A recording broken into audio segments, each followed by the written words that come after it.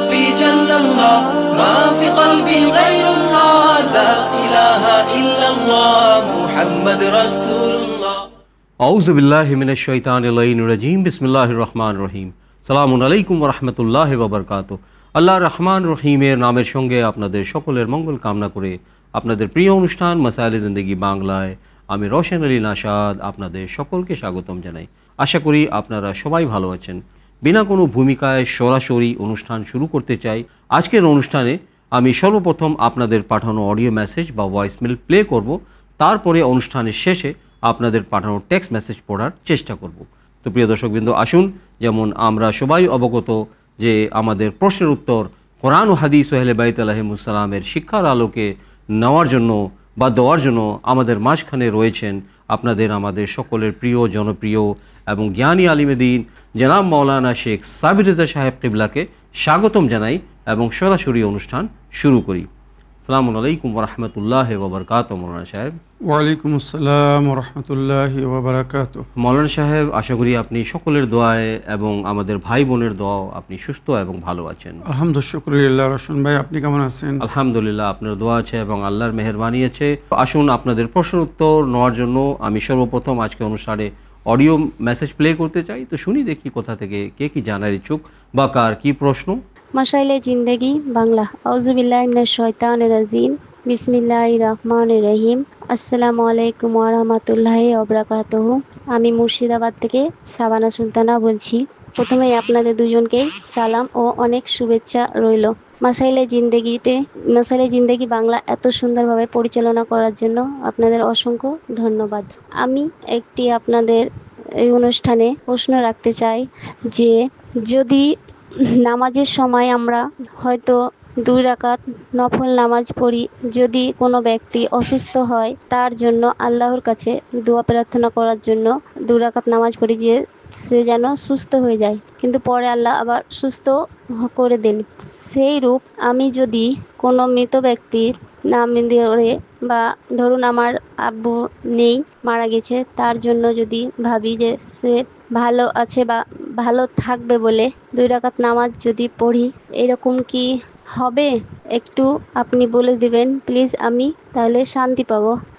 যতদিন 14-15 বছর হয়ে গেল আমরা তখন থেকে পিতামাতার দোয়াটি বলি, সেটি বললে নাকি সন্তানরা যদি বলে তাহলে তার পিতামাতা সেই সওয়াব পায়। তার জন্য আমি এই অনুষ্ঠানটি দেখার পরে আমার মনে হলো, তাই এটি আপনাদের সামনে প্রশ্নটি রাখলাম।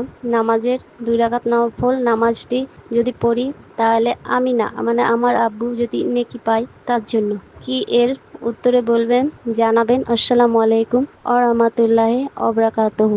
ওয়া আলাইকুম আসসালাম ওয়া রাহমাতুল্লাহি ওয়া বারাকাতুহু। প্রিয় আপা বা বোন, এই সুন্দর প্রশ্নের মাধ্যমে মাসাইলে জিন্দেগি বাংলা অনুষ্ঠানকে সহযোগিতা করার জন্য আমি আপনার ধন্যবাদ জানাই। মানে অ্যাকচুয়ালি আপা মানে ওনার মৃত বাবার জন্য কোনো নামাজ বা দোয়া পড়ার ইচ্ছুক। ওয়ালাইকুম আসসালাম ওয়া রাহমাতুল্লাহি ওয়া বারাকাতুহু। আমার প্রিয় বোন, আল্লাহ রাব্বুল আলামিন আপনার পিতার উপরে রহম করুন, ওনার রূহকে শান্তি দান করুন। আপনি আপনার পিতার জন্য যদি নেকি করতে চান, তো যেটা রওয়ায়াতের মধ্যে উল্লেখ হয়েছে, প্রতি বৃহস্পতিবারের রাত্রে 2 রাকাত সালাত হাদিয়াতুল ওয়ালিদাইন বা নামাজে হাদিয়ায়ে ওয়ালিদাইন বলা হয় রশিদ ভাই। এটা আমাদেরকে প্রতি বৃহস্পতিবারের রাত্রে পড়তে বলা হয়েছে। যদি কেউ প্রতিদিন পড়তে চায় পড়তে পারে, তবে কমসে কম বৃহস্পতিবারের রাত্রে পড়ে যেন নিজের মাতা পিতা যদি পরলোক গমন করে থাকেন তো ওনাদেরকে যেন হাদিয়া করে। কেননা বৃহস্পতিবারের রাত্রে মরহুমেরা অপেক্ষা করেন যে আমাদের আপনরা আমাদেরকে কিছু উপহার দিবেন, তোহফা দিবেন, যেমন নবী করিম সাল্লাল্লাহু আলাইহি ওয়াসাল্লামের হাদিসের মধ্যে উল্লেখ হয়েছে। তো সালাত হাদিয়াতুল ওয়ালিদাইন বা নামাজ হাদিয়ায়ে ওয়ালিদাইন 2 রাকাত নামাজ নিয়াত হবে, আমি 2 রাকাত নামাজে হাদিয়ায়ে ওয়ালিদাইন পড়িতেছি কুরবাতান ইলাল্লাহ। এই নিয়াত করে প্রথম রেখাতে সূরা আলহামদ আর সূরা আলহামদের পরে সূরা ইব্রাহিমের আয়াত নম্বর 41, 14 নম্বর সূরা আয়াত নম্বর 41কে 10 বার পড়তে বলা হয়েছে। বিসমিল্লাহির রহমানির রহিম। রব্বানা গফিরলি ওয়া লিওয়ালিদাইয়া ওয়া লিল মুমিনিনা ইয়াওমা ইয়াকুমুল হিসাব। এই আয়াতটি 10 বার পড়তে হবে। আলহামদ একবার আর 10 বার এই আয়াতটি। তারপরে আল্লাহু আকবার বলে রুকুতে যেতে হবে, তারপরে সেজদা, তারপরে আবার উঠে দাঁড়িয়ে দ্বিতীয় রেখাতে একবার সূরা আলহাম পড়তে হবে আর সূরা নূহ 71 নম্বর সূরার আয়াত নম্বর 28, রব্বানা গফিরলি ওয়া লিওয়ালিদাইয়া ওয়ালিমান দাখালা বাইতি মুমিনান ওয়াল মুমিনিনা ওয়াল মুমিনাত, এই পর্যন্ত 10 বার পড়তে হবে। দ্বিতীয়বার মানে দ্বিতীয় রেখাতে এটা 10 বার পড়ার পরে এবারে আল্লাহু আকবার বলে দোয়া কুনুত পড়তে হবে। রব্বিরহামহুমা কামা রাব্বায়ানি সাগীরা, হে আমার প্রতিপালক আমার মাতা পিতার উপরে ওইভাবে রহম করুন যেমন বাল্যকালে তারা আমাদের উপরে রহম করেছিলেন। কত সুন্দর আয়াত। তো ওই আয়াতটি 1 থেকে 3 বার কি 10 বার পড়তে বলা হয়েছে। ওইরূপ নামাজ শেষ হওয়ার পরে মানে 2 রাকাত নামাজ যখন হয়ে যাবে তাশাহুদ সালাম পড়ার পরে তাসবিহ যারা সালামুল্লাহ আলাইহি পড়বেন, তারপরে আবার ওই আয়াতটি মনে রাখবেন রব্বিরহামহুমা কামা রাব্বায়ানি সাগীরা, এই আয়াতটি পড়ে নিজের মাতা পিতার জন্য দোয়া করবেন। কারণ নবী করিম সাল্লাল্লাহু আলাইহি ওয়াসাল্লামের হাদিস, ইযা মাতাল ইনসান ইনকাতা আনহু আমালু, যখন কোনো মানুষ মারা যায় তো সমস্ত আমাল তার থেকে ডিসকানেক্ট হয়ে যায়, এবার সে নিজে আর কিছু করতে পারে না রশন ভাই। ইল্লা সালাস, 3টে জিনিস মরার পরেও তার কবরে যেতে থাকে বা সে তার আজর সওয়াব পাবে।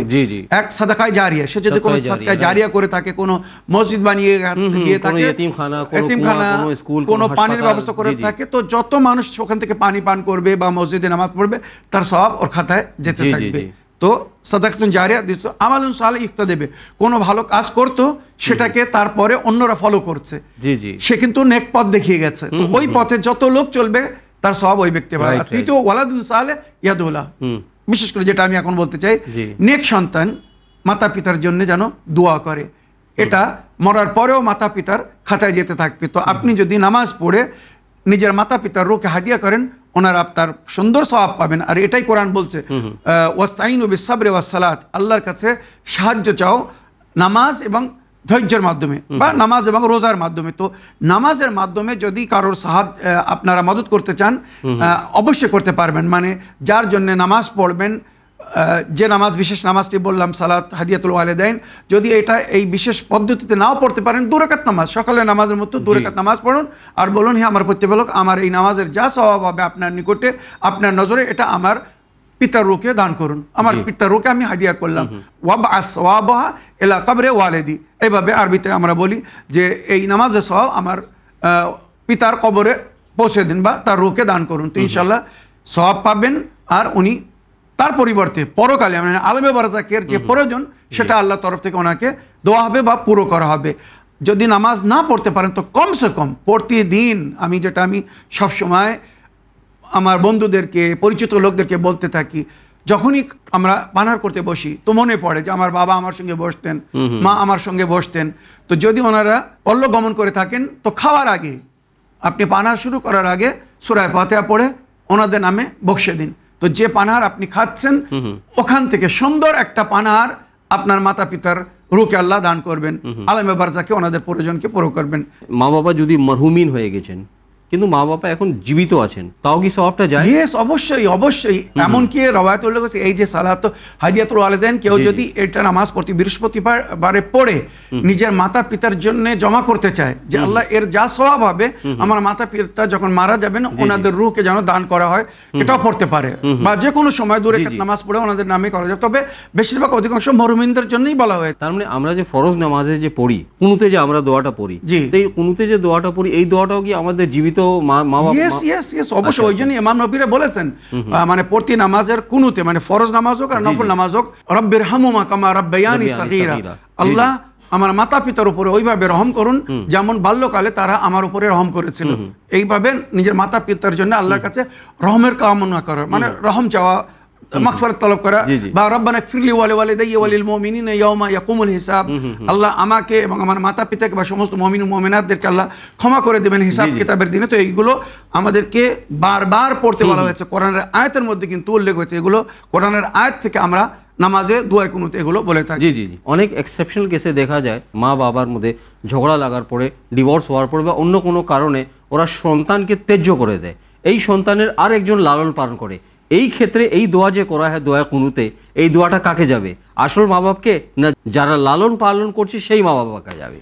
রশন ভাই, বাস্তবে তো মাতা পিতা আসল ওনারাই যারা জন্ম দিয়েছেন, কিন্তু যারা পালন করে এখানে কিন্তু রব্বিরহামহুমা কামা রাব্বায়ানি সাগীরা, রব বলা হয়েছে প্রতিপালক, যে লালন পালন করে।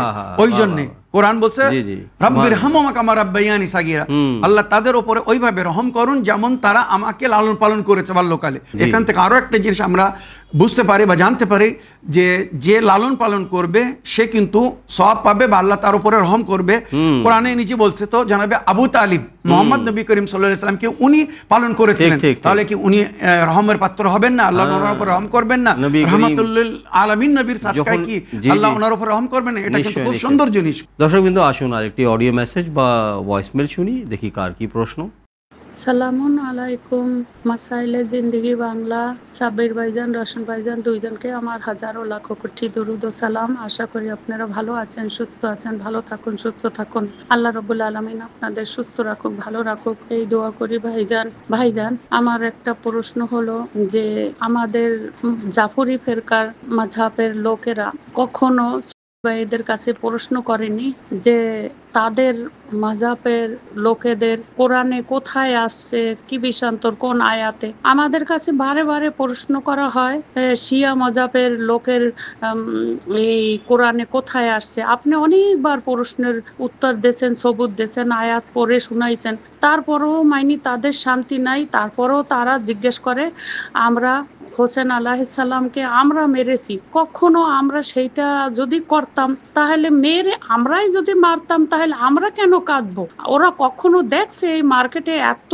লোক মারছে, এত লোককে হত্যা করছে, কেউ কোনো দিন সেই তাকে মেরে তার উপরে কান্না করছে? এই জিনিসটা তাদের ভিতরে। আমরা এইটা কখনো জিজ্ঞেস করি না ভাই কোরআনে কোথায় আসছে, কোন আয়াতে আসছে তোমাদের মাযহাবের। এরা দলে ভারী হইয়া সব সময় এইটাই বলে যে জাফরি ফেরকা শিয়া, এরা মাইনি মমিন না, এরা কাফের, এইটা ওইটা করে উল্টা পুল্টা অনেক কিছু বলে। আমাদের মাযহাবের জাফরি ফেরকার লোকেরা কখনো তো তাদের কাছে প্রশ্ন করেনি যে আপনারাও একটু সবুত দেন, কোথায় আছে কোরআনে, কোন আয়াতে আসছে? আপনি তো অনেকবার সবুত দিয়েছেন ভাইজান, তারপরে খুশি হই। এইটাই আমার ভাইজান, এত সুন্দর করে আপনি শিক্ষা দিচ্ছেন, এত সুন্দর করে সবুত দিচ্ছেন, তারপরেও তাদের শান্তি নাই। তাই এইটাই বলে আল্লাহ রব্বুল আলামিন যাদেরকে হেদায়েত দেবে তারাই হেদায়েত পাবে, যাদের হেদায়েত দেবে না আল্লাহ তাদের অন্ধকারেই ছেড়ে দেবে। আল্লাহ সবাইকে হেদায়েত দান করুক, আমিন ইয়া রাব্বুল আলামিন। খোদা হাফেজ, ফিমানিল্লাহ। ওয়ালাইকুম আসসালাম রাহমাতুল্লাহি ওয়া বারাকাতুহু। প্রিয় আপা বা বোন, এই সুন্দর প্রশ্নের মাধ্যমে মাসাইলে জিন্দেগি বাংলা অনুষ্ঠানকে সহযোগিতা করার জন্য আমি আপনার ধন্যবাদ জানাই। ওয়ালাইকুম আসসালাম রহমতুল্লাহি ওয়াবারাকাত। আমার প্রিয় আপামনি, আপনার এত সুন্দর ফিডব্যাক দেওয়ার জন্য ধন্যবাদ জানাই। দেখুন আমার আপামনি, আমরা সব সময় সমস্ত জিনিস কোরআন থেকে এবং অথেন্টিক রওয়ায়াত বা হাদিস থেকে প্রমাণ করে বলেছি। রশন ভাই, জি। আমি আজ পর্যন্ত আমার মনে পড়ে না যে আমি কোনো জিনিস বিনা প্রমাণে বলেছি। আমি সবসময় জি, জি। কোরআন এবং হাদিস থেকে সূত্র দিয়ে কথা বলি। আমি আমাদের দিন, ইমান, উসুল দিন, ফুরুদিন সব কিছু কোরআন থেকে একটি একটি আয়াত থেকে প্রমাণ করেছি। এবারে বাড়ি আমাদের, আমরা তাদের কাছে জিজ্ঞেস করতে চাই, তোমরা যেটা দিনের নামে করছো, তোমাদের দিন ইমান তোমরা কোরআন থেকে প্রমাণ করো। তোমাদের অজু, তোমাদের নামাজের পদ্ধতি, তোমাদের রোজার টাইম বা যা কিছু করছো, যেমন আমি আমার উসুলে দিন এবং ফুরুয়ে দিন একটি একটি জিনিস কোরআনের একটি একটি আয়াত থেকে আমি প্রমাণ করেছি। এবারে তোমরা প্রমাণ করে দেখাও। যদি প্রমাণ করতে পারো স্বইচ্ছায় মেনে নেব এবং প্রচার করব যে আমাদের ছাড়া অন্যরা যেটা করছে ওটাই সঠিক এবং জি, জি। ওটাই কোরআনের আয়াতের মধ্যে উল্লেখ হয়েছে, অথেন্টিক হাদিস বা রাওয়ায়াতের মধ্যে উল্লেখ হয়েছে। রশন ভাই, জি। বারবার বলছি যে ওই হাদিস নবী নিতে মানা করেছেন যেটা কোরআনের বিরোধিতা করে। জি জি তো প্রকাশ্য রূপে কোরআনের বিরোধিতা করছে আয়াত আর হাদিস, আর সেইগুলো ওরা ঠিক। অথেন্টিক বলছে। কোরআন যেখানে আমাদেরকে অজুর জন্য বিশেষ তরিকা বলেছে, নামাজ কিভাবে পড়তে হবে সেটাও বলেছে, জি, জি। রোজা কখন খুলতে হবে সেটা বলেছে, একটি একটি জিনিস কোরআনে সব উল্লেখ হয়েছে। তারপরেও যদি তারা না মানে, তো যেমন আপনি বললেন যদি আল্লাহ কারো হেদায়েত করতে চায় তো তারা হেদায়েত পাবে, আর ঠিক, আল্লাহ ঠিক, যদি হেদায়েত না করতে চায় আমি আপনি হাজার চেয়েও কারোর হেদায়েত করতে পারবো না। তাই আমি আপনার কথার উপরে শেষবারের মতো তাদের কাছে অনুরোধ করতে চাই, যদি আপনারা আপনাদের দিন, ইমান বা শরীয়ত মনে করে, দিনের অংশ মনে করে যেগুলো করছেন, যদি কোরআন থেকে প্রমাণ দিতে পারেন অতি উত্তম, আর যদি না দিতে পারেন অনুরোধ করবো এখনো সময় আছে, এখনো সময় আছে। আল্লাহ মরার আগ পর্যন্ত সুযোগ দিয়েছে। সঠিক জিনিসকে গ্রহণ করুন, সঠিক জিনিসকে মানুন, ফলো করুন, তার উপরে আমল করুন, এতেই কিন্তু নেজাত। জি, জি। তাছাড়া কিন্তু নেজাতের কোনো উপায় নেই। আমার জি। প্রিয় আপামনি, আশা করি আপনার মাধ্যমে এই পায়গাম তাদের কাছে পৌঁছে যাবে বা তাদেরকে শুনিয়ে দেবেন। আসলে মৌলানা সাহেব, ঘটনাটা হচ্ছে কি, এই পৃথিবীতে অনেক মাযহাব আছে এবং অনেক মাযহাবের মান্যকারীদের ভালো সংখ্যা, মেজরিটি বলা যায়।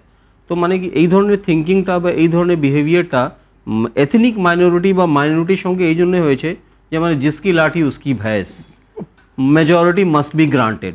মেজরিটি রং পেতে থাকুক না কেন, এটা কেউ দেখে না। রোশন ভাই, এটা শরিয়াতের ভাষায় বা দেরায়াতের ভাষায় বলেছে আন্নাসু আলা দীনে মুলুকিহিম, জি। মানুষ রাজার দিন পালন করে। Right, মানে right, right. যখন যে রাজা রাজিত হয়েছে সেই রাজার যে দিন ধর্ম তারা সেটা পালন করেছে। আর নবীর পরে জি। জালিমরা রাজত্ব করেছে কিন্তু অধিকাংশ, সুতরাং তারা সেই জালিমদের দিন, নবী বিরোধী দিনকে ফলো করছে ঠিক। আর ওটাকে নবীর দিন মনে করছে, আর কিছু না। Right, right, right. এটাই বাস্তব। ঠিক। আপনি ইতিহাস তুলে দেখুন, বানু উমাইয়ার রাজত্বকাল দেখুন বা বানু বানু আব্বাসের আব্বাসের। রাজত্বকাল, সব জালিমরা রাজত্ব করেছে একদম। আর ওরা নিজেদের মতো দিন পরিচালনা করেছে, সেটাই মুসলমানদের দিন ধর্ম হয়ে আছে। ঠিক, ঠিক, যদি এরা নবী ও নবীর আহলে বাইতের দিন, যেটা নবী নিজের পরের কিয়ামতের জন্য ছেড়ে গেছেন, জি, জি। ইন্নী তারিকুন ফিকুমুস সাকলাইন কিতাবাল্লাহি ওয়া ইতরাতি আহলি বাইতি মা ইন তামাসসাকতুম বিহিমা লান তাযিল্লু বাদি জি। ওয়া লান ইয়াফতারিকা হাত্তা ইয়ারদা আলাইহিল হাউজ। উম্মত এই একটা হাদিসকে যদি সঠিকভাবে ফলো করত তো এত দল হতো না, এত মতভেদ হতো না, এত বিভিন্ন মাযহাব বা ফিরকা তৈরি হতো না। মনে রাখবেন, কোরআন এবং আহলে বাইত হচ্ছে নেজাতের তরি।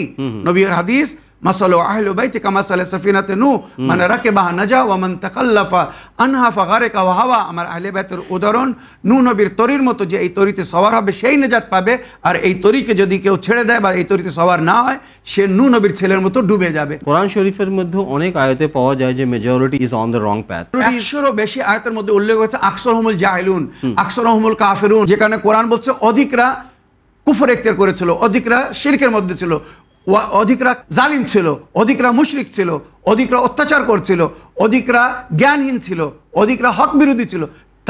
তার মানে কি, যেদিকে সংখ্যা বেশি তারাই হক। কোরআন উল্টো বলছে, মানে সংখ্যাগ্রস্তরা মানে বেশি পাপী ছিল, সবসময় অন্ধকারে ছিল, তারাই জুলুম করেছে। আর সংখ্যালঘুরা সবসময় হামেশা মজলুম ছিল, তাদের উপরে জুলুম হয়েছে, তাদের উপরে অত্যাচার হয়েছে। আর সংখ্যালঘুরাই সবসময় সৎপথের উপরে ছিল প্রথম থেকেই। আপনারা ইতিহাস তুলে দেখুন। দর্শকবৃন্দ, আসুন আরেকটি ভয়েসমেল শুনি, দেখি কার কি প্রশ্ন। আলী ভাইজান, আসসালামু আলাইকুম। আমি সাবিনা ববি বলতেছি ভুবনেশ্বর থেকে। আশা করি আপনি ভালো আছেন, অনেকদিন প্রশ্ন করা হয়নি। আমার মৌলানা সাহেব আশা করি ভালো আছে, ভালো থাকুক, সুস্থ থাকুক আল্লাহর রহমতে। ওই চ্যানেলের সকল দর্শক সবাই ভালো থাকুক আল্লাহর রহমতে দোয়া করি আল্লাহর কাছে। মৌলানা সাহেব, আমি একটা জিনিস জানতে চাই। ধরো আমার উজু আছে, ছোট ছোট বাচ্চা আছে, হাতে পেশাব লেগে গেছে, আবার কি ঘুরে উজু করতে হবে নাকি একটু বলবেন? আর গোসলখানায়, বড় গোসলখানা সাইডে, মানে এক সাইডে বাথরুম আছে, উজু থাকলে মানে ঢুকা যাবে কিনা, না আবার ঢুকলে আবার উজু করতে হবে, এটা একটু বলবেন। আর বেতের নামাজ অনেকে বলে ওয়াজিব। আমি তো যেরকম বাংলা দোয়া অ্যাপ নাজাতে লেখা আছে, নাজাত অ্যাপে লেখা আছে, এরকম বলি, নিয়ত করি যে আমি নামাজে বেতের পড়েতেছি কুরবাতান ইলাল্লাহ, কি বেতের নামাজ 1 রাকাত পড়েতেছি কুরবাতান ইলাল্লাহ। অনেকে বলে ওয়াজিব বলতে হবে, এটা কি বলবেন? রাখছি মৌলানা সাহেব, ভালো থাকুন, সুস্থ থাকুন, আর এই প্রশ্নটা মাসাইলে জিন্দেগিতে দিবেন। রাখছি মৌলানা সাহেব। আল্লাহুম্মা সাল্লি আলা মুহাম্মদ ওয়া আলি মুহাম্মদ। ওয়ালাইকুম আসসালাম রহমতুল্লাহ ওবরকাত। প্রিয়া আপা, এই আপনার সুন্দর প্রশ্নের মাধ্যমে মাসাইলে জিন্দেগি বাংলা অনুষ্ঠানকে সহযোগিতা করার জন্য অন্তর থেকে আমি আপনার ধন্যবাদ জানাই। মৌলানা সাহেব অ্যাকচুয়ালি খুব প্র্যাকটিক্যাল প্রশ্ন করেছেন আপা, খুব সুন্দর প্রশ্ন। মানে বোঝা যায় যে ইনি কতটুকু নামাজ বা বন্দেগি বা এবাদত নিয়ে মানে সিরিয়াস। ছোট ছেলে বা শিশুর অ্যাকচুয়ালি ডিপেন্ড করবে যে শিশু হয় না ছোট ছেলে, ঠিক আছে? তো মানে ছেলে হোক, ছোট ছেলে হোক, মানে যারা সাবালিগ হয় নাই বা শিশু হোক, তাদের পেশাব যদি শরীরে কোনো অঙ্গে যদি লেগে যায় তাহলে কি উজু মানে করাটা ওয়াজিব হবে? তাছাড়া আরেকটি প্রশ্ন করেছেন, যদি বাথরুমে বা টয়লেটে যদি এন্ট্রি করা হয় তারপরেও কি মানে এন্ট্রি করার পরেও আবার উজু করে নামাজ পড়তে হবে বা কোনো ইবাদত করতে হবে? এবং তৃতীয় প্রশ্ন ছিল ওনার যে নামাজে ভিতর, মানে ভেতরের নামাজ, এটা যখন আমরা স্টার্ট করব বা নিয়ত করব, কি ওয়াজিবের নিয়তে পড়ব না শুধু কুরবাতান ইলাল্লাহের নিয়তে পড়াটা যথেষ্ট? জাযাকাল্লাহ। ওয়ালাইকুম আসসালাম ওয়া রাহমাতুল্লাহি ওয়া বারাকাতুহু। আমার প্রিয় বোন শিশু বাচ্চার পেশাব যদি হাতে লেগে যায় তো শুধু হাত ধুয়ে পাক করে নেওয়াই যথেষ্ট হবে, পুনরায় অজু করার কোনো প্রয়োজন নেই। কেননা মুবতেলাতে অজু যাকে বলা হয়েছে, যে জিনিসগুলো অজুকে নষ্ট করে, এর মধ্যে যদি অন্য কারোর পেশাব খোদা না খাস্তা নেজাসাত হাতে লেগে যায় তো তার কারণে অজু নষ্ট হবে না, ওই জায়গাটা পাক করে নিতে হবে, ধুয়ে নিতে হবে। হ্যাঁ, নিজে যদি কেউ পেশাব পায়খানা করে তখন তাকে পুনরায় অজু করতে হবে। তবে শিশু বাচ্চা বা অন্য বাচ্চার কারোর পেশাব যদি হাতে লেগে যায় তো ওই হাতটা শুধু ধুয়ে পাক করে নেবেন, যথেষ্ট। আপনাকে পুনরায় অজু করার কোনো প্রয়োজন নেই। ওইরূপ গোসলখানায় গেলে অজু নষ্ট হয় না, কোনো অসুবিধা নেই। আপনি গোসলখানা থেকে বাইরে এসে নামাজ পড়তে পারবেন। ভালো করে মন দিয়ে শুনবেন।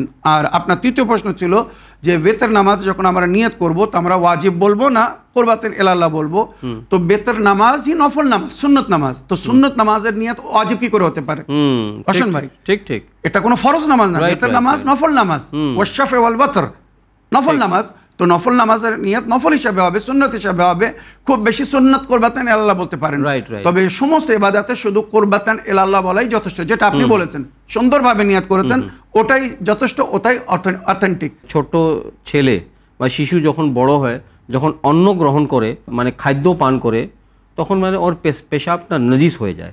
তো এই ক্ষেত্রে যদি ওই ছোট ছেলের যারা মানে খাওয়া দাওয়া করে তাদের পেশাব যদি শরীরে লাগে তাও কি ওযু করাটা ওয়াজিব? এটা রশন ভাই বলা হয়েছে শিশু বাচ্চা যে শুধু দুধ পান করে, দুধ ছাড়া আর অন্য কিছু পান করে না, ওই বাচ্চা যদি পেশাব করে দেয়, মনে করো মায়ের কোলে, দাদির কোলে, নানির কোলে, অনেক অনেক সময় যারা কোলে নেয়, কোলে পেশাব করে দেয়, তো ওই কাপড় কি নাজিস হয়ে যাবে? ওই কাপড় কি চেঞ্জ করতে হবে নামাজের জন্য? তো শরিয়াতে বলা হয়েছে, সমস্ত মুফতিগণরা বলেছেন যতক্ষণ শুধু মায়ের দুধ পান করছে তো শুধু ওই কাপড়ের ওই জায়গাটা পানি দিয়ে একটু ভিজিয়ে দিতে হবে, সেটা দিয়ে ওটাকে পাক করে নিতে হবে, আর কিছু না। মানে ওটা নাপাক বলা হয় না, ওটাকে মানে বলা হয়েছে শুধু একটু কাজারাত, কাজারাত মানে নোংরা, ওটা একটু ধুয়ে নিলে ভালো। তাছাড়া যেমন বড়দের পেশাব নাপাক, ওদের পেশাব কিন্তু ওইভাবে নাপাক না। তো এই জন্য শরীয়তে বলা হয়েছে কাপড় চেঞ্জ করার কোনো প্রয়োজন নেই, শুধু আপনি ওখানে একটু পানি ছড়িয়ে দিন বা একটু ওটাকে ধুয়ে নিন, মানে নোংরা না কাজারাত। হ্যাঁ, যদি বড় ছেলে হয় তাহলে ওটাকে পাক করে দিতে হবে। মানে যে যারা মানে ভাত খায় বা সলিড ফুড খায়, যেটাকে বলা হয়েছে দুধ ছাড়া অন্য কিছু পান করে, তখন ওটাকে ধুয়ে পাক করতে হবে, নইলে কাপড় চেঞ্জ করতে হবে, তারপরে ওযু করতে হবে। তাও কি মানে গোসল করতে পেশাব করে দেওয়ার জন্য ওযু করতে হবে না, মানে ওই কাপড়টা শুধু নাজিস হয়েছে, কাপড়টা পাক করতে হবে নামাজের জন্য, তার ওযু নষ্ট হবে না। যদি সে ওযুতে থাকে ওযু নষ্ট হবে না। দর্শক কিন্তু আসুন আর একটি ভয়েসমেল শুনি, দেখি কোথা থেকে কে কি জানার ইচ্ছুক। সালামু আলাইকুম ভাইজান, আমি পূর্ব বর্ধমান থেকে বলছি, খায়রুন্নিসা। ভাইজান, আমার মেয়ের পেটে ছবি করেছে, ডাক্তার বলেছে দুটো কিডনি খাওয়া হয়েছে বুনকি বুনকি। আমার মেয়ে খুব পেরেশানিতে আছে ভাইজান, তাই এই কিডনির সমস্যা রুহানি চিকিৎসা কি করে ভালো হবে একটু বলবেন ভাইজান? এই প্রশ্ন আমি মাসালে জিন্দিগিতে রাখছি ভাইজান। আমার সাবির ভাই, আমার রোশন আলী নওশাদ ভাইজান, ভালো থাকবেন, সুস্থ থাকবেন ভাইজান। আমি 12 জুলাই এই প্রশ্ন আমি রেখেছিলাম মাসালে জিন্দিগিতে। আমি মনে করলাম যে প্রশ্নের হয়তো চাপ আছে, ওই জন্য বলতে পারছে না। আমি 3 শুক্রবার অপেক্ষা করলাম, দিয়ে প্রশ্নের উত্তর পেলাম না। যাই হোক, হয়তো মেসেজ যায় নাই ভাইজান, তাই এই সামনে শুক্রবার দিন বলবেন প্লিজ। আসসালামু আলাইকুম রহমতুল্লাহি ওয়া বারাকাতুহু। ওয়া আলাইকুম আসসালাম ওয়া রাহমাতুল্লাহি ওয়া বারাকাতুহু। প্রিয় আপা, এই প্রশ্নের মাধ্যমে মাসাইলে জিন্দেগি বাংলা অনুষ্ঠানকে সহযোগিতা করার জন্য এবং আমাদের সকলকে দোয়ায় স্মরণে রাখার জন্য অন্তর থেকে আমি আপনার ধন্যবাদ জানাই এবং দোয়া করি যে ইনশাআল্লাহ আল্লাহ রাব্বুল আলামিন আপনাদের সকল ভাই বোনদের, আমাদের সকল ভিউয়ার্সদের মুশকিল আসান করুক মুহাম্মদ আলে মোহাম্মদের তুফাইলে এবং সাদকায়। তো মৌলানা সাহেব, মানে সময় সীমিত থাকার জন্য আমি নিজেকে অসমর্থ পাচ্ছি যে আবার এই প্রশ্নগুলো বা ওনার ব্যথাগুলো রিপিট করব। সুতরাং আমি আপনাকে রিকোয়েস্ট করি যে আপনি ডাইরেক্ট যদি উত্তর দেন তাহলে আমি মনে করি বেশি ভালো হবে। ওয়ালাইকুম আসসালাম ওয়া রাহমাতুল্লাহি ওয়া বারাকাতুহু। আমার প্রিয় বোন, আপনি বলছেন এর আগেও আপনি এই প্রশ্ন পাঠিয়েছিলেন, কিন্তু দুঃখের বিষয় এই প্রশ্ন আমাদের কাছে পৌঁছায়নি। যখন আমাদের কাছে প্রশ্ন পৌঁছায় আমরা আপ্রান্ত চেষ্টা করি ওই সপ্তাহে নইলে তার পরের সপ্তাহে উত্তর দিয়ে দিই, প্রশ্ন বাদ দিই না। হ্যাঁ, মনে রাখবেন। তো আমাদের কাছে আপনার প্রশ্ন পৌঁছায়নি বলে উত্তর দিতে পারেনি, কিছু মনে করবেন না। এবারে আপনি আপনার কন্যার কিডনির সমস্যা বলছেন, কিডনিতে বেশি দিন ধরে পাথর হয়ে থাকলে রসমে ওটা আস্তে আস্তে ইনফেকশন হয়, ওটা কিন্তু ব্যথা দেয়, যন্ত্রণা করে আর ঘা হয়ে যায়। তো যদি আপনার কন্যার কিডনিতে পাথর হয়ে থাকে, তো এর আগেও অনেককে আমি উপায় বলেছি, আপনারাও শুনেছেন, আরও একবার আমি বলে দিচ্ছি। 4টে জিনিস এক জায়গায় করে সকালবেলা খালি পেটে পান করতে হবে। এটা কিন্তু অতি প্র্যাকটিক্যাল। আমার নিজের ছেলের কিডনিতে 8 mm পাথর হয়েছিল রশন ভাই, এই চিকিৎসার মাধ্যমে আলহামদুলিল্লাহ আজ সে পরিপূর্ণ সুস্থ, মানে পুরো পাথর গলে বাহির হয়ে গেছে। এটা ন্যাচারাল ট্রিটমেন্ট। ঠিক ঠিক। তো 1 চামচ নেবুর রস নেবেন, পাতি নেবুর রস 1 চামচ, মধু 1 চামচ, আর অলিভ অয়েল মানে জায়তুনের তেল 1 চামচ, আর আপেল ভিনেগার, আপেল সিরকা, সমস্ত জিনিস মেডিকেল স্টোরে বা মুদিখানায় পেয়ে যাবেন। এইগুলো একসঙ্গে করে মিক্স করতে হবে, আর সকালবেলা খালি পেটে 2 থেকে 3 দিন কন্টিনিউয়াসলি দিবেন। খুব বেশি 1 সপ্তাহ দিলে ওই পাথর গলে বাহির হয়ে যাবে। আর ইনফেকশন যেটা মানে যন্ত্রণা দেয়, এর জন্য অ্যালোভেরার রস, রশন ভাই এটা খুব প্র্যাকটিক্যাল। অ্যালোভেরার রস সকালবেলা খালি পেটে পান করতে বলবেন, সামান্য লবণ দিয়ে হোক, বিট লবণ বা সাধারণ লবণ দিয়ে পান করলে ওটা কিন্তু ওই অ্যান্টিবায়োটিক মানে ইনফেকশনকে একদম জুত করে দেবে, ঠিক করে দেবে। তাছাড়া কিডনিকে সবসময় মজবুত বা স্ট্রং রাখার জন্যে ধনিয়া পাতা যাকে বলে 1 মুঠো, আর জিরা 2 চামচ, আর নেবুর রস, এটাকে বয়েল করে মিক্স করে এটা সকাল সন্ধ্যা পান করতে হবে।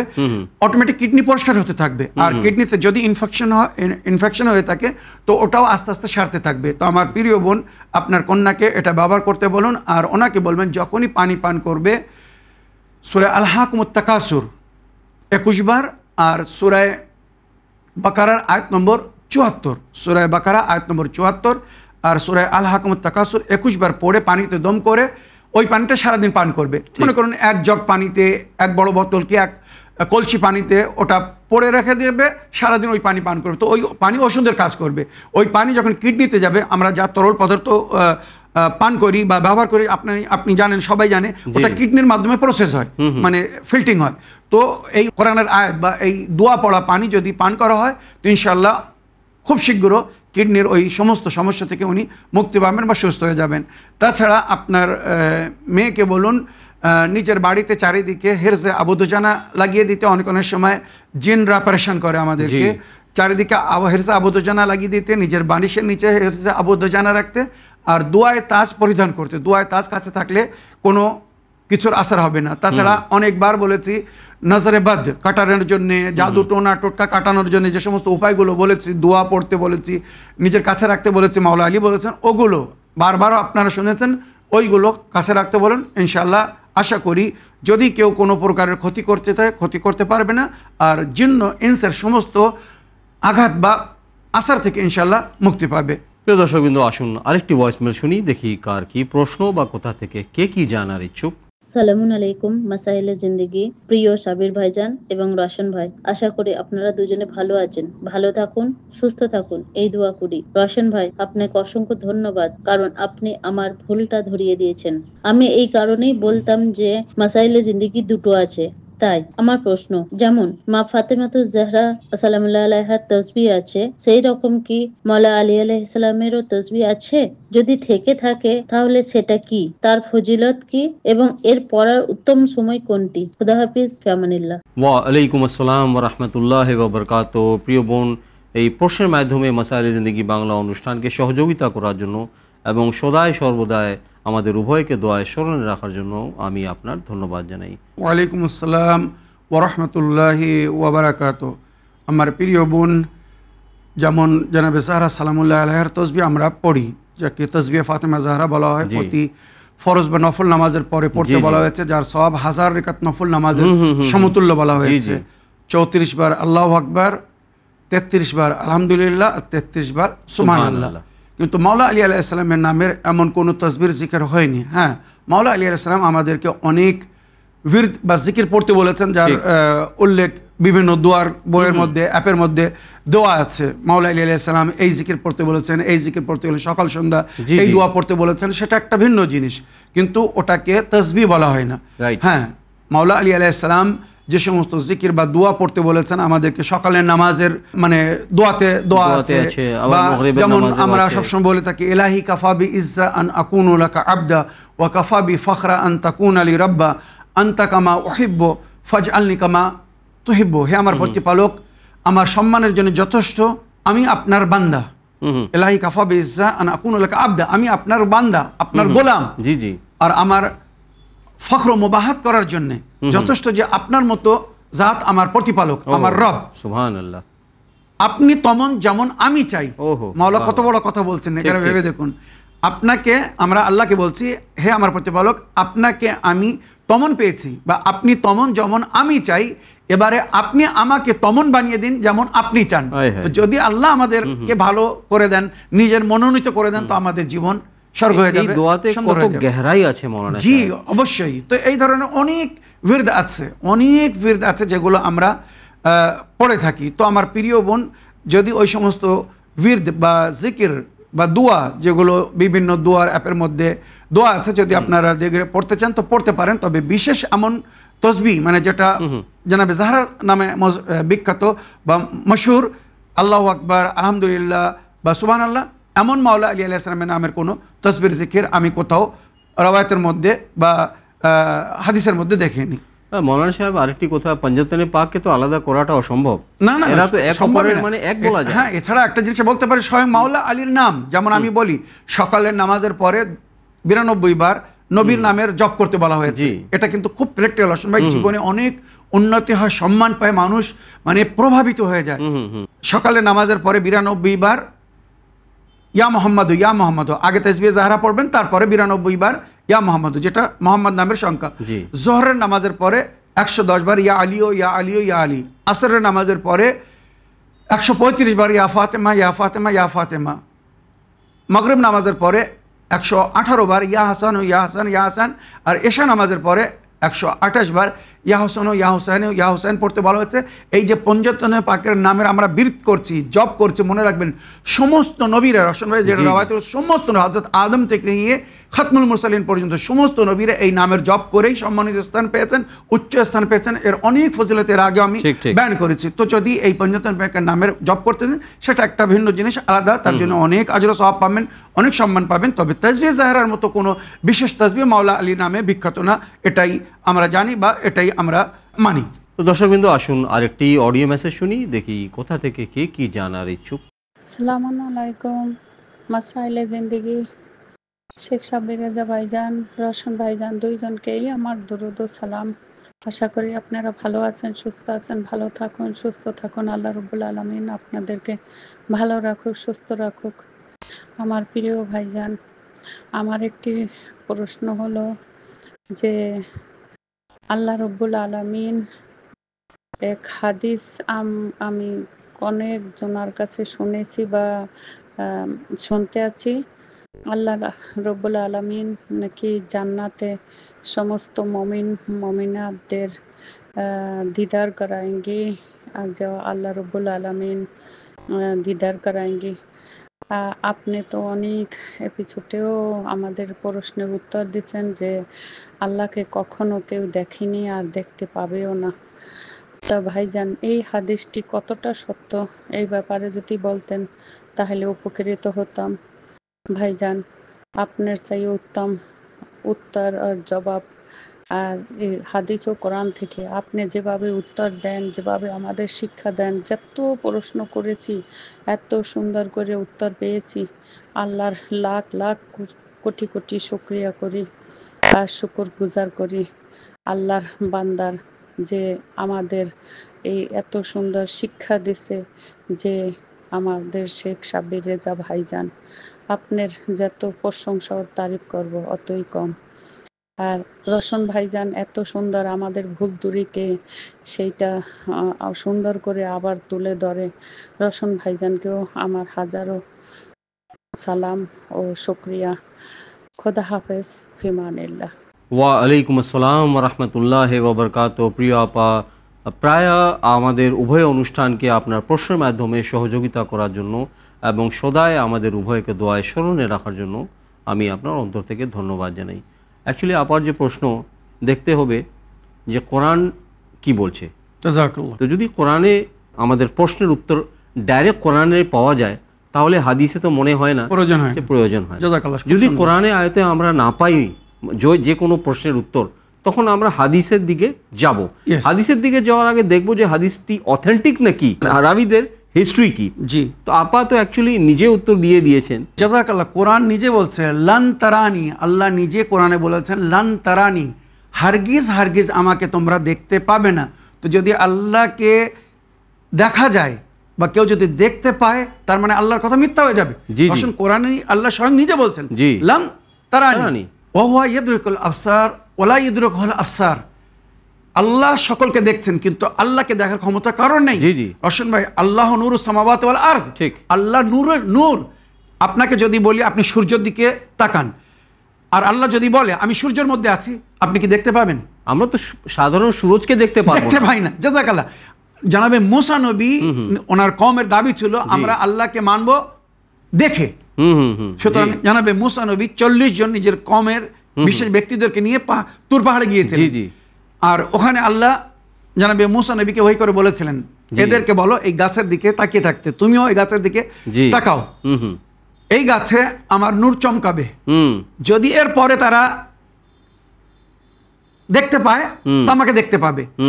ইতিহাস বলছে, কোরআন বলছে, তাফসীর বলছে, যেই আল্লাহ নূর চমকেছে তারা সবাই বেহুশ হয়ে গেছে, রাইট, আর রওয়াত হিসেবে মারা গেছে।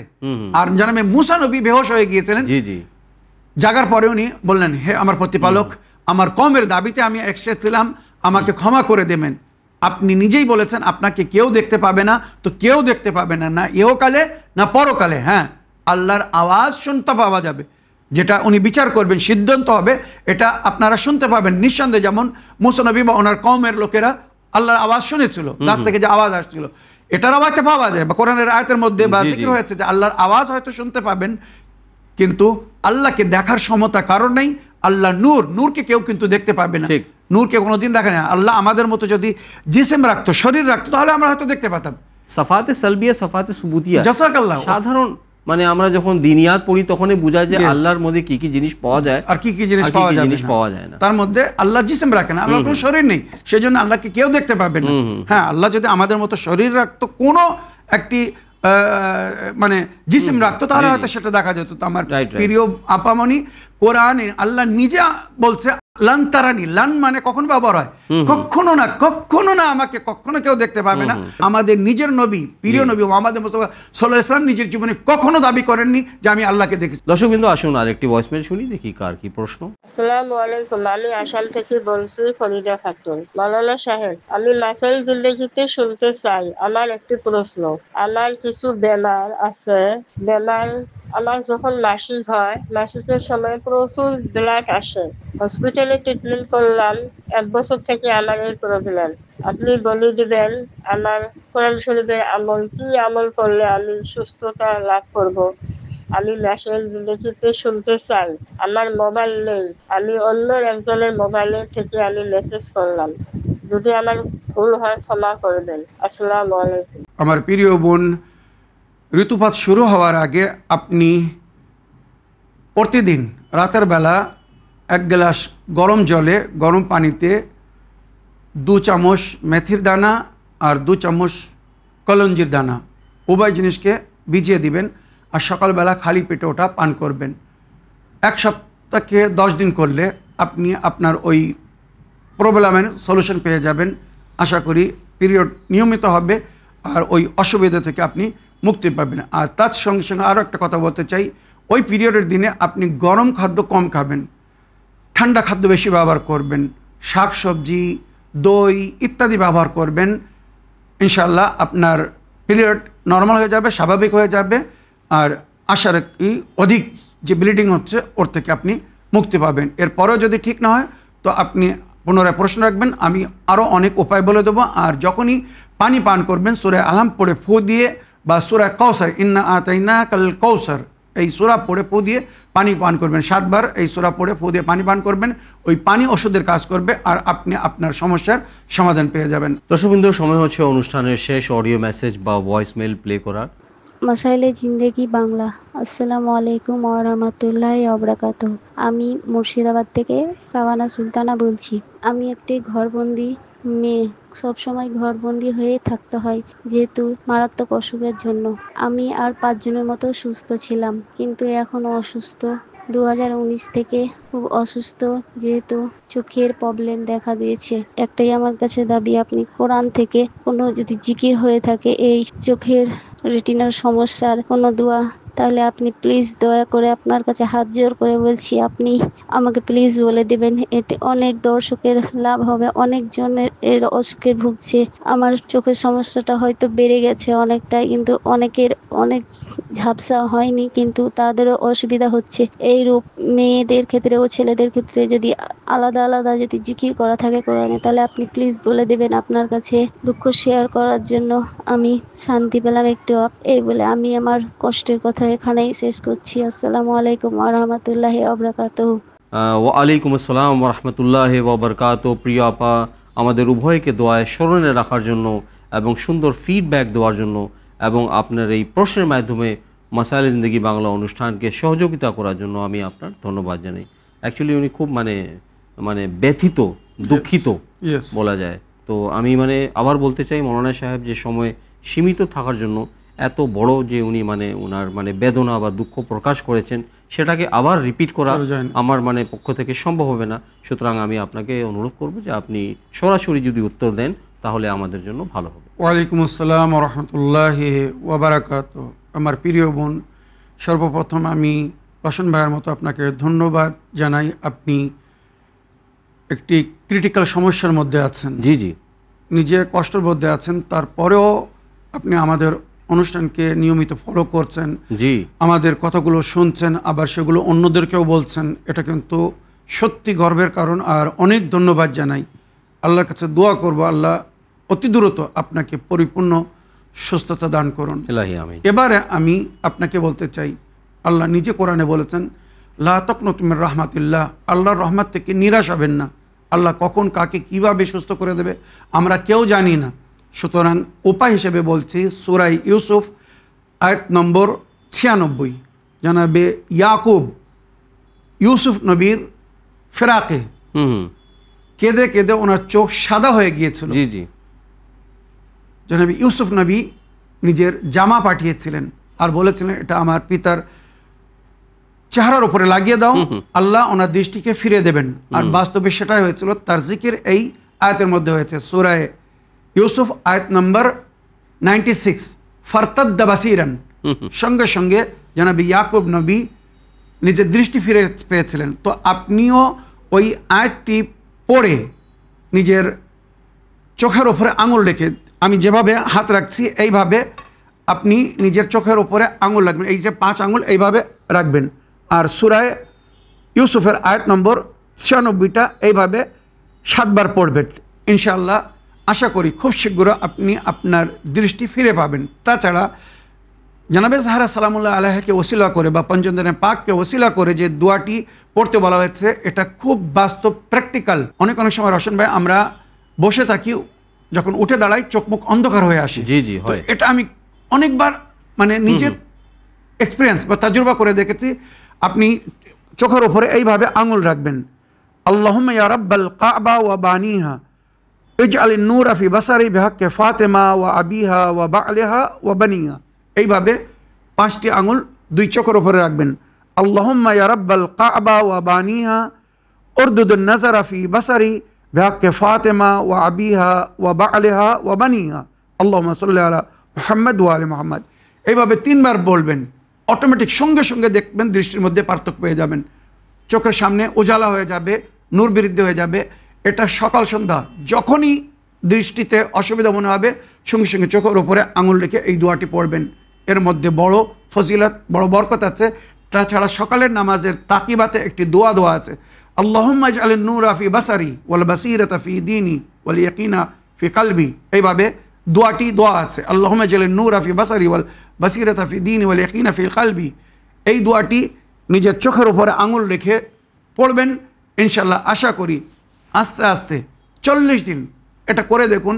40 দিন পরে আপনি আপনার দৃষ্টি চেক করান, আই টেস্ট করান, অনেক পার্থক্য দেখবেন। এইভাবে যদি করতে থাকেন, আমার মনে হয় অতি শীঘ্র আপনি আপনার চোখের জ্যোতি বা আলো ফিরে পাবেন।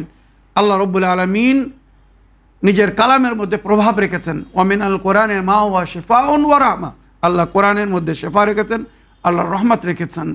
মনে রাখবেন এই বিশ্বাসের সঙ্গে যদি যে উপায়গুলো বললাম এগুলো যদি করেন, এছাড়া ওই আয়াত বা ওই দুয়া, অরিজিনাল গোলাপ জল নিতে হবে। অরিজিনাল গোলাপ জল এগুলো কিন্তু আয়ুর্বেদিক ওষুধের দোকানে পাওয়া যায়। অরিজিনাল গোলাপ জলে সামান্য ফটকিরি মিক্স করে ওই পানিতে সূরায়ে ইউসুফের আয়াত নম্বর 96 বা যে দোয়াগুলো বললাম এই দোয়াগুলো প্লাস সূরায়ে আলাম পড়ে ফু দিয়ে রাত্রের শোয়ার সময় এক ড্রপ ডান চোখে এবং বাম চোখে দিয়ে দেবেন।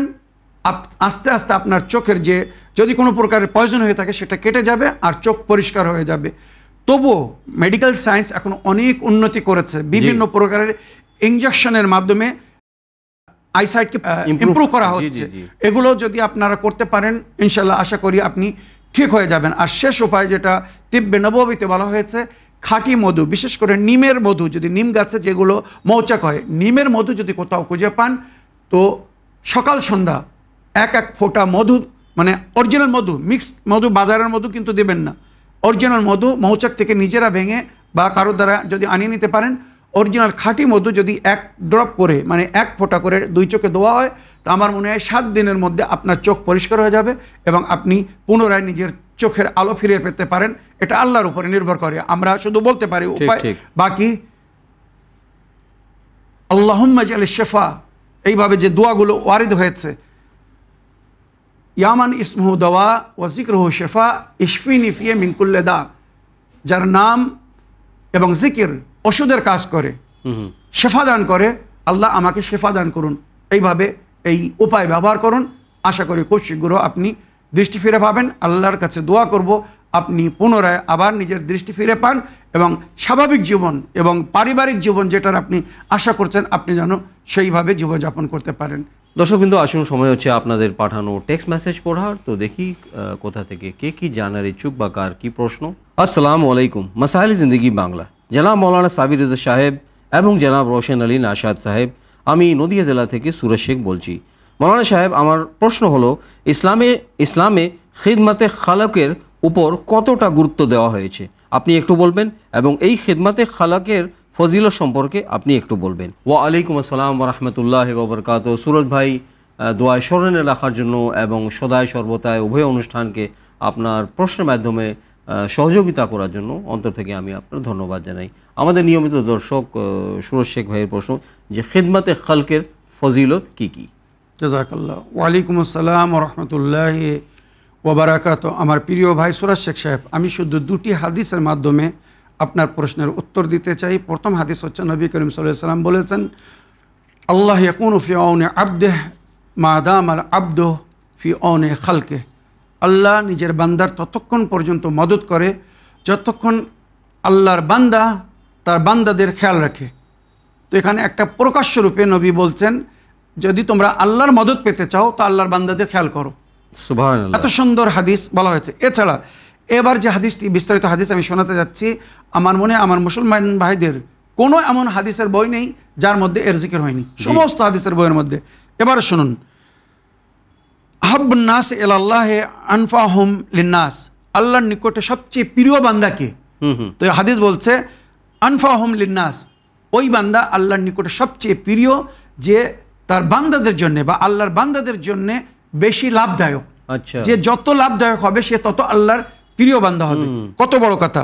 ওয়াহাব্বুল আমাল ইলাল্লাহি সুরুরুন তাদখুলুহু আলা মুসলিমিন, আর সবচেয়ে প্রিয় আমাল আল্লাহর নিকটে হচ্ছে কোন মুমিনের, মুসলমানের অন্তরকে খুশি দেওয়া, তার জীবনে খুশি প্রদান করা। সুবহানাল্লাহ। আও তাকশিফু আনহু কুরবাতিন, তার কোনো সমস্যার সমাধান করে দেওয়া। মানে আমাদের মাধ্যমে যদি কারো সমস্যার সমাধান হয় তো এটা আল্লাহর নিকটে সবচেয়ে প্রিয় আমাল। আল্লাহ বলছেন আও তাতরুদু আনহু জুআন, তার ক্ষুধা পিপাসাকে নিবারণ করা। আও তাকলি আনহু দাইনান, বা তার ঋণ শোধ করে দেওয়া। ওয়ালে আন আমশি মা আখিন লি ফি হাজাতিন আহাব্বু ইলাইয়া মিন আন আতাকিফা ফি হাদাল মসজিদ, ইয়ানি মসজিদুন নববী শাহরান। কত বড় কথা নবী বলেছেন, কোন মুমিন ভাইয়ের প্রয়োজনকে পুরো করার জন্য কেউ যদি কারোর সঙ্গে যায় তো আমার এই মসজিদুন নববীতে 1 মাস যদি সে এতেকাপে বসে থাকে তো তার যে সওয়াব তার চেয়ে তো বেশি সওয়াব। চিন্তা করুন, এখানে আগে নবী নিজের কথা এইভাবে শেষ করছেন, সুম্মা কালা, নবী বলছেন মান মাশা মা আখিহে ফি হাজাতিন হাত্তা ইসমেতহা আসবাতাল্লাহু কাদামাইহি ইয়াওমা তাজুলুল আকদাম। যদি কোনো মানুষ নিজের মমিন ভাইয়ের প্রয়োজনকে পুরো করার জন্য তার সঙ্গে যায়, তো আল্লাহ তার কদমকে সেই দিন মজবুত করে দেবে যেদিন মানুষের কদম লড়খড়ায়া যাবে, পুলিশের হাত থেকে পড়ে যাবে, পুলিশের তার উপরে চলতে পারবে না। সেই সময় আল্লাহ তার কদমকে মজবুত করে দেবে। যদি আল্লাহর বান্দাদের কেউ মদত করতে যায়, সহযোগিতা করতে যায়, তার হাজাতকে পুরো করতে যায়। তো এই যে হাদিস বললাম, কোরআনের বিভিন্ন আয়াতের তাফসিরে নবী এটা বলেছেন। তো এখানে পরিষ্কার বলা হচ্ছে যে খেদমাতে খালক আল্লাহর নিকটে অতি প্রিয় জিনিস। আর আল্লাহ বলছেন আমি ততক্ষণ আমার বান্দার মদত করি যতক্ষণ আমার বান্দা আমার বান্দাদের মদত করতে থাকে, আমার বান্দাদের খেয়াল করতে রাখে। তো যতদিন আমরা আল্লাহর বান্দাদের খেয়াল রাখবো, খেদমাতে খালক বা সোশ্যাল ওয়ার্ক যাকে বলা হয়, আল্লাহ আমাদের খেয়াল করবে, আমাদের মদত করতে থাকবে। আর এটাই আমরা দুনিয়া বাস্তবে দেখছি রশন ভাই। আজ যে সমস্ত সংস্থা বা যে সমস্ত মানুষ আল্লাহর বান্দাদের খেয়াল করছে, রশন ভাই বিশ্বাস করুন আল্লাহ তাদেরকে দুনিয়ায় সম্মান দিয়েছে। তাছাড়া তারা যত সেবা করছে, যত খেদমত করছে, তাদের ধন দৌলত তত বৃদ্ধি পাচ্ছে। আমি এমন লোকের বিষয়ে কখনো শুনিনি যে আল্লাহর পথে দান করার কারণে সে ফকির হয়ে গেছে, সে নিঃস্ব হয়ে গেছে। মনে রাখবেন এটা আল্লাহর কৃপা। তো দর্শকবৃন্দ, আসুন অনুষ্ঠানের শেষ টেক্সট মেসেজ পড়ি, দেখি কার কি প্রশ্ন। উইন টিভি চ্যানেল বাংলা, মাসাইলে জিন্দেগি বাংলাতে শুনতে চাই। আমি আজিজুল ইসলাম, গ্রাম জঙ্গলপুর, জেলা উত্তর 24 পরগনা থেকে বলছি। সালামুন আলাইকুম রহমতুল্লাহ ওবরকাত। মৌলানা সাবির রেজা ভাইজান ও রোশন ভাইজান, আশা করি আপনারা আল্লাহর পাকের অশেষ রহমতে ভালো আছেন। ইসলামে ফুরুয়ের দিন সম্পর্কে একটু আলোচনা করবেন। ভালো থাকবেন, সুস্থ থাকবেন, এই কামনা করছি অন্তর থেকে। খোদা হাফিজ, ফি আমানিল্লাহ। ওয়া আলাইকুম আসসালাম রহমতুল্লাহ ওবরকাত। আজিজুল ভাই, এই দোয়ায় স্মরণে রাখার জন্য এবং আপনার প্রশ্নের মাধ্যমে মাসাইলে জিন্দেগি বাংলা অনুষ্ঠানকে সহযোগিতা করার জন্য এবং উভয় অনুষ্ঠানকে নিয়মিতভাবে ফলো করার জন্য আমি আপনার ধন্যবাদ জানাই। আমাদের নিয়মিত দর্শক আজিজুল ভাই 24 পরগনা থেকে জানার ইচ্ছুক যে এই ফুরুয়ে দিন সম্পর্কে উনি একটু জানার ইচ্ছুক। ওয়ালাইকুম আসসালাম রহমতুল্লাহি ওয়াবারাকাত। আমার প্রিয় ভাই আজিজুল সাহেব, কিছুদিন আগে বাংলাদেশ থেকে আমার এক ভাই চিঠি লিখেছিলেন, আর উনি জানতে চেয়েছিলেন যে আমি আপনাদের অনুষ্ঠান দেখে অনেক কিছু শিখেছি, লাভবান হয়েছি। আমি জাফরি ফিকহে বা জাফরি মজাবকে ফলো করতে চাই, তো এ বিষয়ে আমাকে কি করতে হবে? তো আমি ওখানে বিস্তারিত আলোচনা করেছি যে আগে নিজের ইমানকে মজবুত করতে হবে। সুতরাং উসুলে দিনকে সুন্দরভাবে জানতে হবে, মানতে হবে। তৌহিদ, আদল, নবুয়ত, ইমামত এবং কিয়ামত। তারপরে যখন ইমান মজবুত হয়ে যাবে, এবারে আমাদেরকে আমাল সুন্দর করতে হবে। দিনের উপরে আমাল করতে দুটো জিনিস মেন, একটি হচ্ছে উসুলে দিন, একটি হচ্ছে ফুরুয়ে দিন। উসুলে দিন মানে দিনের শিকড় বা দিনের ভিত মনে করবেন, যার উপরে আমাদের আমাল দাঁড়াবে, বেস বা ফাউন্ডেশন। বেস বা ফাউন্ডেশন। তো উসুলে দিন আগে মজবুত করতে হবে। তো এই বিষয়ে আমি বিস্তারিত আলোচনা করেছি। এবং ফুরুয়ে দিন মানে আমাদের কার্যকর্ম কেমন হতে হবে। ফুরুয়ে দিনের মধ্যে সর্বপ্রথম যার জিকির হচ্ছে সেটা হচ্ছে নামাজ, আসসালাত, ওয়াসিয়াম আও সওম, তারপরে হচ্ছে রোজা, তারপরে হচ্ছে হজ। নামাজ কোনো অবস্থায় কিন্তু মাপ নেই। রোজা সক্ষম হলে তাকে রাখতেই হবে। হজ ফরজ হলে তাকে আদায় করতে হবে। যাকাত দিতে হবে, খুমুস দিতে হবে, অন্যায়ের বিরুদ্ধে পদক্ষেপ নিতে হবে, যাকে ইসলামিক ভাষায় জিহাদ নাম দেওয়া হয়েছে। জিহাদের অর্থ কিন্তু সবার সঙ্গে লড়াই করা না, অন্যায়ের বিরুদ্ধে, অত্যাচারের বিরুদ্ধে, জুলুমের বিরুদ্ধে পদক্ষেপ নেওয়াকে জিহাদ বলা হয়েছে। তো ওইটা করতে হবে। তারপরে আমর বিল মারুফ নাহি আনিল মুনকার, মানুষকে সৎ পথের দিকে আমন্ত্রণ জানানো, ভালো পথের দিকে ডাকা বা আদেশ করা, অন্যায় থেকে বাধা দেওয়া, মানা করা। ওইরূপ তাওয়াল্লা এবং তাবাররা, যার হুকুম কোরআনে দেওয়া হয়েছে। তাওয়াল্লা মানে আহলে বায়তের ভালোবাসা, আহলে বায়তকে ভালোবাসা। আর তাবাররা মানে আহলে বায়তের যারা শত্রু তাদের থেকে বিরত থাকা, দূরে থাকা বা তাদের কার্যকর্ম থেকে ঘৃণা করা। মনে রাখবেন এই হচ্ছে ফুরুয়ে দিন, নিজের ব্যবহার চরিত্রকে সুন্দর করা এবং তাকওয়ায়ে ইলাহিকে অবলম্বন করা, আর তাকওয়া ও পরহেজগারির সঙ্গে দিনের কাজ করতে থাকা, নিজের ব্যবহারকে সুন্দর করা। এই হচ্ছে আমাদের দ্বিতীয় কর্তব্য বা দায়িত্ব। ইমানের পরে আমাল করার জন্যে বা কার্যক্ষেত্রে আমাদেরকে এইভাবে আস্তে আস্তে আগে যেতে হবে। তো এই ফুরুয়ে দিন বিষয়ে আমি কোরআনের একটি একটি আয়াত থেকে বিস্তারিত আলোচনা করেছি, বহু এপিসোডে আলোচনা করেছি। আর এই যে বিশেষ এপিসোড আমার প্রিয় এক ভাইয়ের অনুরোধে করেছি, এই এপিসোডটা দেখুন, ইনশাআল্লাহ আশা করি আপনার প্রশ্নে আপনি পরিপূর্ণ উত্তর পেয়ে যাবেন। আমার যতটুকু মনে পড়ছে 1790 ওই ভাইয়ের প্রশ্নের উত্তর আপনি দিয়েছেন আপনার solo programme Islam in Bangla. তো আমি এখানে শেষে বলতে চাই যে আজকে সময়ের অভাবে, সময় শেষ হয়ে যাওয়ার কারণে আপনাদের কয়েকজনের টেক্সট মেসেজ মানে লিখিত চিঠি আমরা পড়ে শোনাতে পারিনি বা তার উত্তর দিতে পারিনি, কিছু মনে করবেন না। আগামী সপ্তাহে ইনশাআল্লাহ আগে আপনাদের ওই চিঠি পড়ব, আপনাদের প্রশ্নের উত্তর দেব, তারপরে নতুন নতুন প্রশ্ন যেগুলো আসবে আমি নেওয়ার চেষ্টা করব। আপনাদেরকে আরও একটা জিনিস স্মরণ করে দিতে চাই, আপনারা যদি মাসাইলে জিন্দেগিতে নিজের প্রশ্নের উত্তর শুনতে চান তো শর্ট অ্যান্ড সুইট প্রশ্ন করবেন। আর মঙ্গলবারের আগে মানে সোমবারের আগে আপনাদের প্রশ্ন যেন আমাদের কাছে পৌঁছে যায়, কেননা মাসাইলে জিন্দেগির রেকর্ডিং মঙ্গলবারে হয়, তো তার আগে যদি প্রশ্ন পৌঁছে যায় তো সেটা নেওয়া হবে। আর মঙ্গলবারে বা মঙ্গলবারের পরে যদি আপনারা প্রশ্ন পাঠান সেটা কিন্তু আগামী সপ্তাহে নেক্সট উইকে চলে যাবে, এর খেয়াল রাখবেন। আর কোরআনের যারা তাফসির জানতে চাচ্ছেন তাদের কাছে হাত জোড় করে অনুরোধ করছি, আপনারা কোরআনের তাফসির জানার জন্য সোলো প্রোগ্রাম ইসলামিক বাংলায় প্রশ্ন রাখবেন। মাসাইলে জিন্দেগিতে কিন্তু আয়াতের ব্যাখ্যা করা বা তাফসির করা অল্প সময়ের মধ্যে সম্ভব হয় না। যে কোনো প্রশ্নের যদি বিস্তারিত উত্তর নিতে চান তো ইসলামিক বাংলায় প্রশ্ন রাখবেন, আর শর্ট অ্যান্ড সুইট যদি প্রশ্নের উত্তর নিতে চান মাসাইলে জিন্দেগিতে প্রশ্ন রাখবেন। আমাদের সকল ভাই বোনদেরকে আমি একটি রিকোয়েস্ট করতে চাই, একটি কথা বলতে চাই যে ইসলামিক বাংলা এবং মাসাইলে জিন্দেগি বাংলা উভয় অনুষ্ঠানের প্যাটার্নটা কিন্তু আলাদা আলাদা। এটা ঠিক যে উভয় অনুষ্ঠান Q&A মানে কোয়েশ্চেন অ্যান্ড অ্যান্সারের মানে একটা শো, কিন্তু ডিফারেন্সটা হচ্ছে যে ইসলামিক বাংলায় মৌলানা সাহেবের কাছে মানে অনেক সময় থাকে, উনি এমন এপিসোড করেছেন যে একজন ভাইয়ের বা একজন বোনের প্রশ্নের উত্তরে সম্পূর্ণ এপিসোড আপনি শুট করেছেন, পুরো একটা এপিসোড করেছি অনেকবার। ঠিক আছে, মাসাইলে জিন্দেগি বাংলা অনুষ্ঠান একটা Q&A প্রোগ্রাম, আবার অন্যদিকে এটা মানে টক শো। তো এখানে আমাদের মানে চেষ্টা থাকে যে বেশি থেকে বেশি আমাদের ভাই বোনদের প্রশ্নের আমরা সম্মিলিত করতে পারি বা নিতে পারি। তো এটা মানে আপনাদের সকলের কাছে মানে অনুরোধ যে আপনারা যখনই প্রশ্ন করবেন খুব শর্ট অ্যান্ড সুইট করবেন, প্লিজ প্লিজ প্লিজ কোনো কাহিনী বা স্টোরি সেখানে আপনার মেনশন করবেন না, ঠিক আছে? আরেকটি মানে কথা মানে শেষ কথা যে আপনারা মানে এই কথার আপনারা খেয়াল রাখবেন যে আপনাদের প্রশ্ন যেন 1 মিনিট বা 1.5 মিনিটের ডিউরেশনের বেশি না হয়। প্রোগ্রাম শেষ করার আগে একটি কথা মৌলানা সাহেব আপনাকে বলতে চাই যে আমাদের সকল ভাই বোনদের তরফ থেকে এবং আমার তরফ থেকে এবং চ্যানেল ভিনের তরফ থেকে আপনাকে ধন্যবাদ জানাই যে আপনি আপনার ব্যস্ততার মধ্যে থেকেও এই অনুষ্ঠানে এসে অংশগ্রহণ করে আমাদের সকল ভাই বোনদের প্রশ্নের উত্তর কোরআন ও হাদিস ও আহলে বাইত আলাইহিমুসসালামের শিক্ষার আলোকে দিয়েছেন। ইনশাআল্লাহ আশা করি যে আগামী অনুষ্ঠানেও আপনি আবার আসবেন, অনুষ্ঠানে অংশগ্রহণ করবেন এবং এইভাবে আপনার এই প্রশ্নের উত্তর দেওয়ার সিলসিলাটা জারি রাখবেন।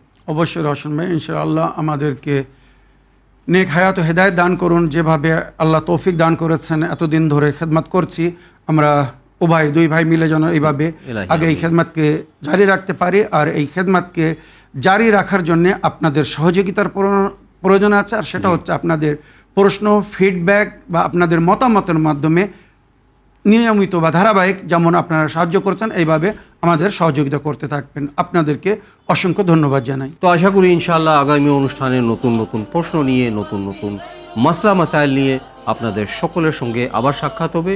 তো শুকরিয়া ও ধন্যবাদ। সালামুন আলাইকুম ওয়া রাহমাতুল্লাহি ওয়া বারাকাতুহু। حسبي ربي جل الله ما في قلبي غير الله لا إله إلا الله محمد رسول